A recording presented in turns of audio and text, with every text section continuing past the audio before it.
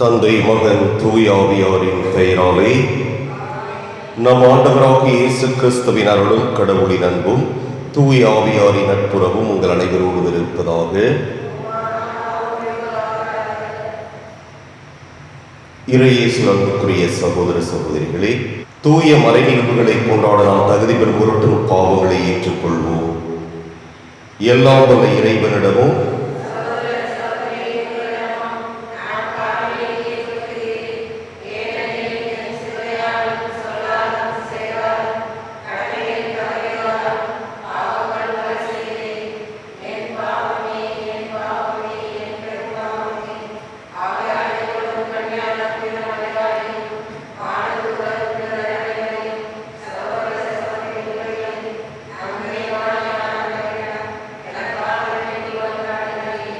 எல்லாம் வல்ல இறைவன் நம் மீது இரக்கம் வைத்து நம் பாவங்களை மன்னித்து நம்மை நிலைவாழ்வுக்கு அழைத்து செல்வாராக. மன்றாடுவோமாக.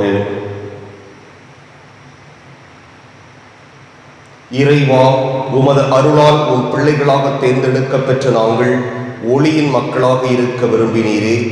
அதனால் நாங்கள் தவறு எனும் இருளில் சிக்கிக் கொள்ளாமல் உண்மையின் பேரொளி என்றும் சிறந்து விளங்க அருள் புரிவீராக.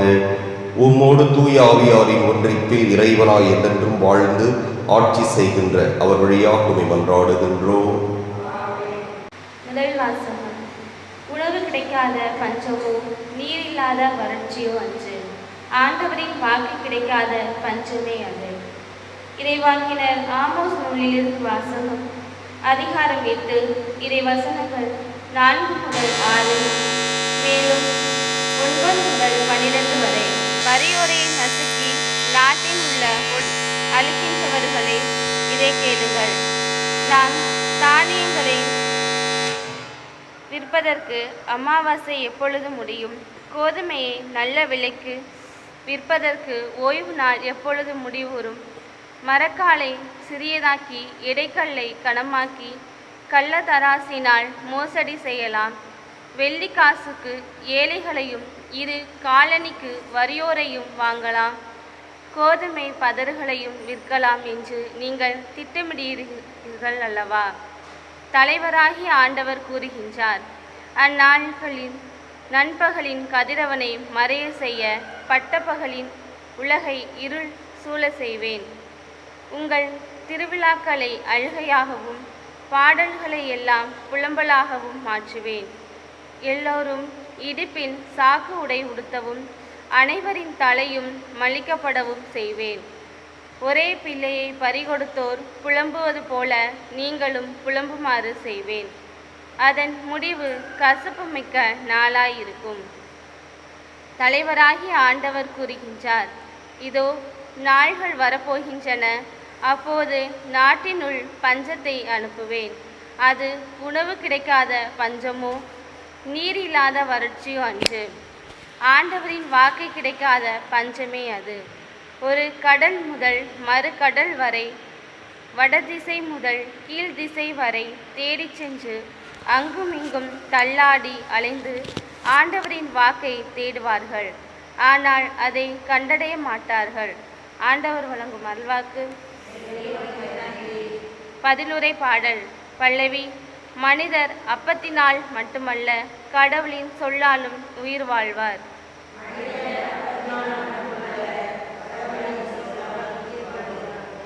அவர் தந்த ஒழுங்குமுறைகளை கடைபிடிப்போர் பேறு பெற்றோர். முழு மனதோடு அவரை தேடுவோர் பேறு பெற்றோர். முழு மனதோடு நான் உம்மை தேடுகின்றேன், உம் கட்டளைகளை விட்டு என்னை விலக விடாதேயும். பல்லவி.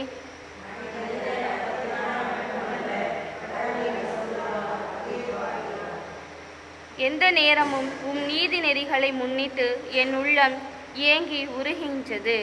உண்மையின் பாதையை நான் தேர்ந்து கொண்டேன், உம் நீதி நெறிகளை என் கண்முன் நிறுத்தியுள்ளேன். பல்லவி.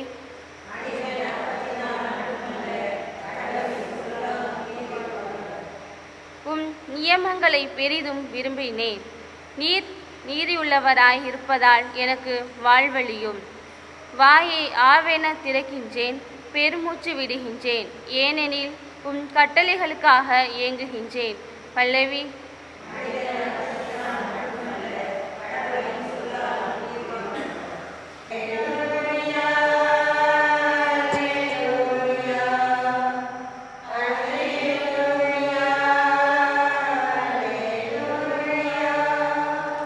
பெருஞ்சுமை சுமந்து சோர்ந்திருப்பவர்களே, எல்லாரும் என்னிடம் வாருங்கள், நான் உங்களுக்கு இளைப்பாறுதல் தருவேன் என்கிறார் ஆண்டவர்.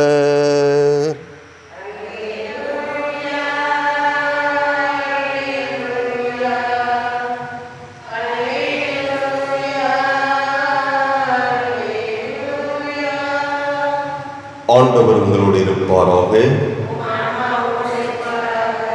மத்தேயு எழுதிய தூய நற்செய்தியிலிருந்து வாசகம். அதிகாரம் 9, இறைவாக்குகள் 9 தொடக்கம் 13 இறுதியாக. அக்காலத்தில் மத்தேயு என்பவர் சுங்கச்சாவடியில் அமர்ந்திருந்ததை இயேசு கண்டார். அவரிடம், என்னை பின்பற்றி வா என்றார். அவரும் எழுந்து இயேசுவை பின்பற்றி சென்றார். பின்பு அவருடைய வீட்டில் பந்தியில் அமர்ந்திருந்த போது வரி தண்டுபவர்கள், பாவிகள் ஆகிய பலர் வந்து இயேசுவோடும் அவருடைய சீடரோடும் விருந்துண்டனர். இதை கண்ட பரிசேயர் அவருடைய சீடரிடம், உங்கள் போதகர் வரி தண்டுபவர்களோடும் பாவிகளோடும் சேர்ந்து உண்பது ஏன் என்று கேட்டனர். இயேசு இதை கேட்டவுடன், நோய் அற்றவருக்கு அல்ல, நோய் உற்றவருக்கே மருத்துவர் தேவை, பலியை அல்ல இரக்கத்தையே விரும்புகிறேன் என்பதன் கருத்தை நீங்கள் போய் கற்றுக்கொள்ளுங்கள். ஏனெனில் நேர்மையாளரை அல்ல, பாவிகளையே அழைக்க வந்தேன் என்றார். கிறிஸ்துவின் நற்செய்தி.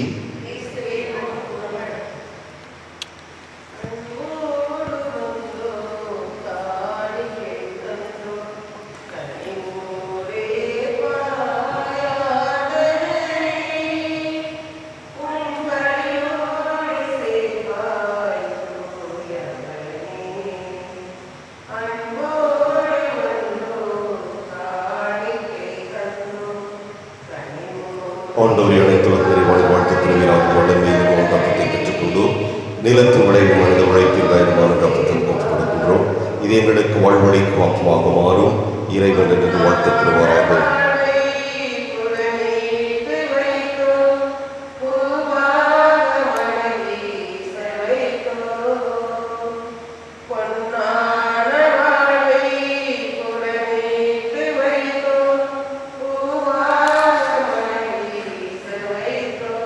ஆண்டவரை அனைத்துலக நிறைவாளி வாழ்த்தப்படுவீராக. வளர்மையில் நாம் ரசத்தை பெற்றுக்கொண்டு திராட்சை செடி மனித உழைப்பின் பயணமான ரசத்தை ஒப்புக் கொடுக்கின்றோம். இதை எங்கள் ஆன்மீக பாரமாக மாறும். இறைவன் என்று வாழ்த்தப்படுவாராக. ஆண்டவரை தாழ்மையான மனம் நொறுங்கிய உள்ள நோக்கங்களை ஏற்றலும். ஆண்டவரை இறைவனாக நோக்கத்திலும் ஒப்புக் கொடுக்கும் இவ்வளி நோக்குவதாவதாக. ஆண்டவரின் குற்றம் நீங்க என்னை கழுவியருடன் பாவத்தில் இதனை தூய்மைப்படுத்தியருடும்.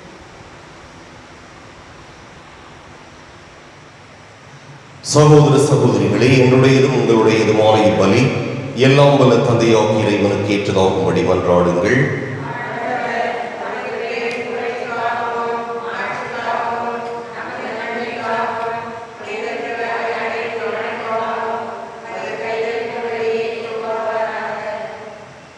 இறைவா, நீரை அருள் கூர்ந்து ஏற்பாடு செய்யும் உம் மறை நிகழ்வுகள் எங்களுக்கு நற்பயன் அளிக்க உம்மை வேண்டுகிறோம்.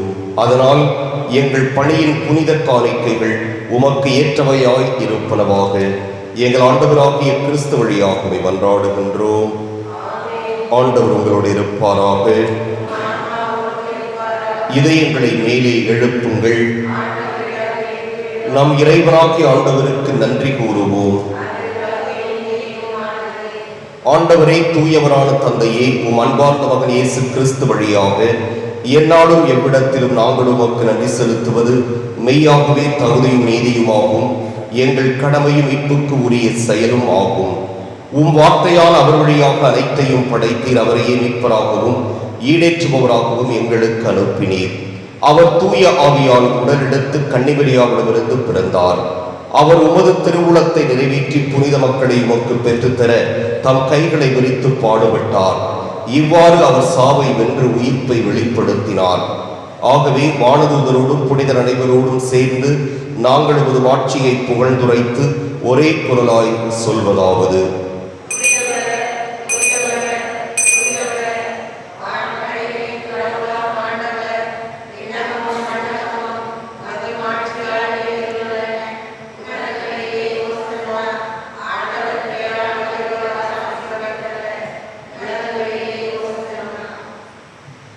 ஆண்டவரே, நீர் மெய்யாகவே தூயவர், தூய்மை அனைத்துக்கும் ஊற்று. ஆகவே உம்முடைய ஆவியை பொழிந்து இக்காணிக்கைகளை தூய்மைப்படுத்த உம்மை வேண்டுகிறோம்.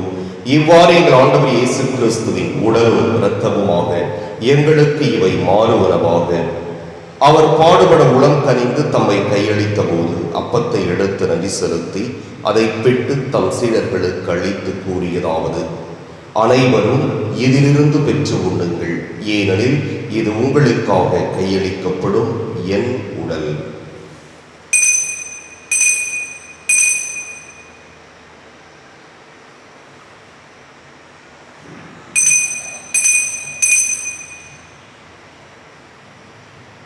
அவ்வண்ணமே இரவு விருந்தை அருந்தியபின் கிண்ணத்தையும் எடுத்து மீண்டும் உமக்கு நன்றி கூறி தம் சீடர்களுக்கு அளித்தவர் கூறியதாவது: அனைவரும் இதிலிருந்து பெற்று பருகுங்கள், ஏனெனில் இது புதிய நிலையான உடன்படிக்கைக்கு உரிய என் இரத்தத்தின் கிண்ணம். இது பாவ மன்னிப்புக்கென்று உங்களுக்காகவும் பலருக்காகவும் சிந்தப்படும். இதை என் நினைவாகச் செய்யுங்கள்.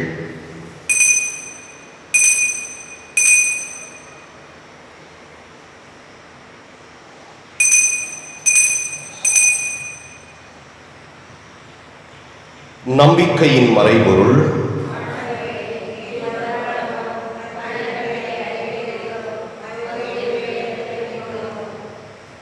ஆகவே ஆண்டவரே, நாங்கள் கிறிஸ்துவின் இறப்பையும் உயிர்ப்பையும் நினைவு கூர்ந்து வாழ்வு தரும் அப்பத்தையும் மீட்பளிக்கும் கிண்ணத்தையும் ஒப்புக் கொடுக்கின்றோம். உம் திருமுன் நின்று உமக்கு ஊழிய புரிய தகுந்தவர்கள் என எங்களை ஏற்றுக்கொண்டீர். எனவே உமக்கு நன்றி செலுத்துகிறோம்.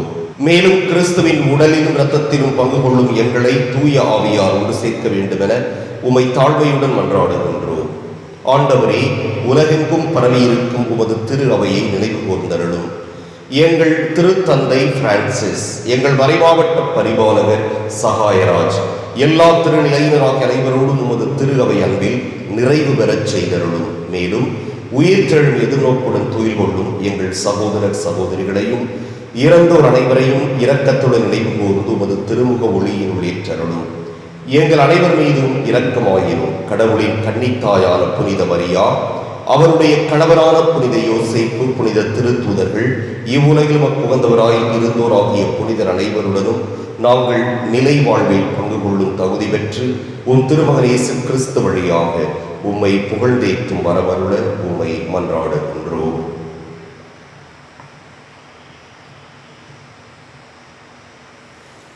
இவர் வழியாக இவரோடு இவரில் எல்லாம் வல்ல இறைவனாகிய தந்தையே, தூய ஆவியாரின் ஒன்றிப்பில் எல்லா புகழும் மாட்சியும் என்றென்றும் உமக்கு உரியதே.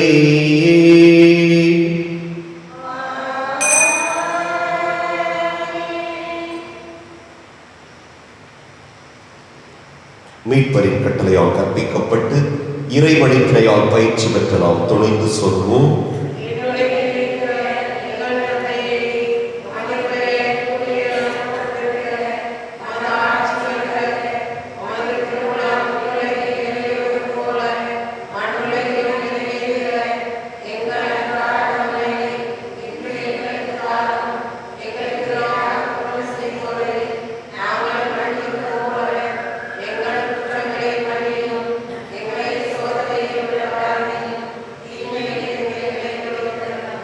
ஆண்டவரே, தீமை அனைத்திலிருந்தும் எங்களை விடுவித்து எங்கள் வாழ்நாளில் அமைதியை கனிவுடன் அருள உம்மை மன்றாடுகிறோம். உமது இரக்கத்தின் உதவியால் நாங்கள் பாவத்திலிருந்து எப்போதும் விடுதலை பெற்று யாதொரு கலக்கமும் இன்றி நலமாயிருப்போமாக. நாங்கள் எதிர்நோக்கி இருக்கும் பேரின்பத்துக்காகவும் எமிப்பராகிய இயேசு கிறிஸ்துவின் வருகைக்காகவும் காத்திருக்கின்றோம்.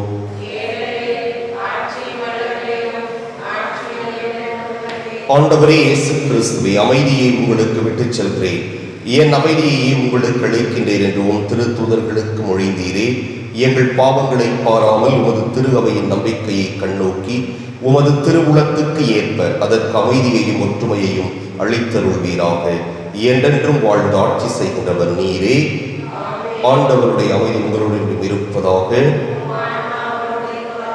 ஒருவருக்கொருவர் அமைதியை பகிர்ந்து கொள்வோம்.